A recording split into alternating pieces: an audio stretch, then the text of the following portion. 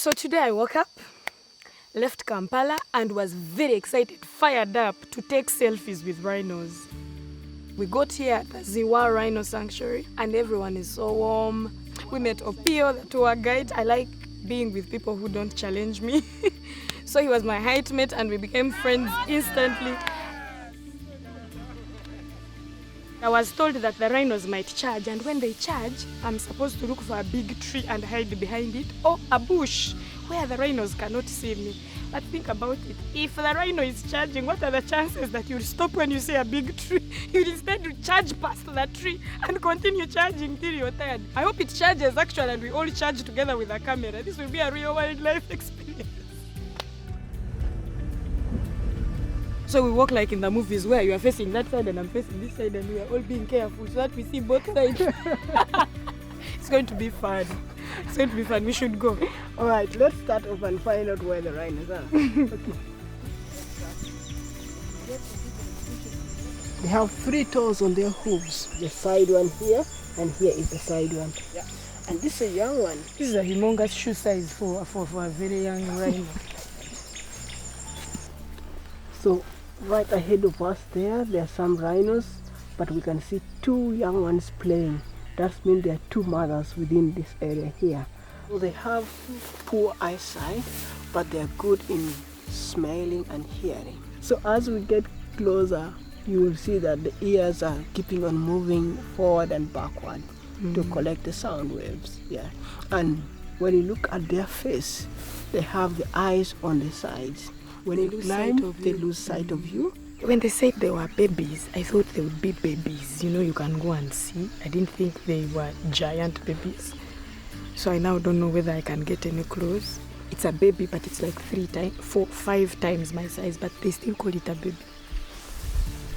Right now, this is morning hours. They are still grazing. It's a little bit cool, and most of their activity depends on the weather. When the weather is hot, they're just lying. They go into the thick bushes. Getting that tan everyone wants. No, actually, they'll get in a thick bush where it is cool, so they stay. Sometimes you even see only the ears and the back the whole day. They'll sleep the whole day up to 4 p.m. All day. All day. That's the plot. Yeah. Sleeping all day. Yeah. Rhinos. Around 4 p.m. depending on the heat again.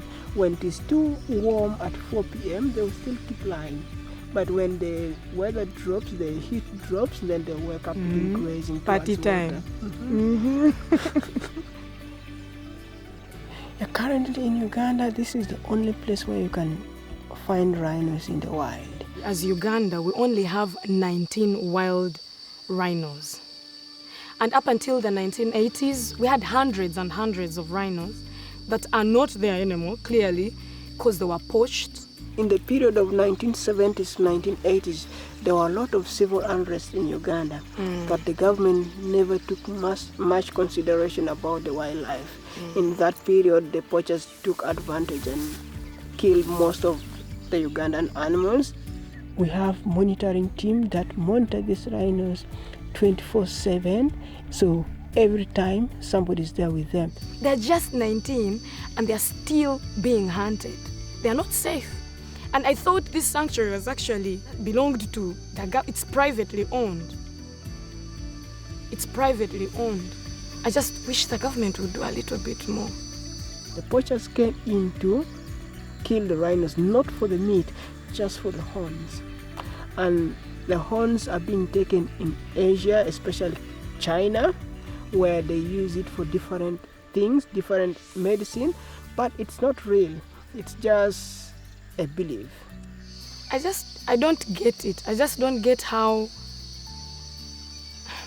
I don't even care how much this horn is. I don't care. But I'm thinking if a rhino is let to live, at least up to the age of 8, 10, by that point it has already earned enough money that I think beats the price of a horn 100 times through tourism. Getting one wildlife or one rhino alive, it's worth than somebody getting millions of money when it is dead, which is for only one person use. I've been living in Uganda since I was born, and it's the first time I'm seeing a rhino today. And it's just 2 hours away from Kampala. And the road is amazing.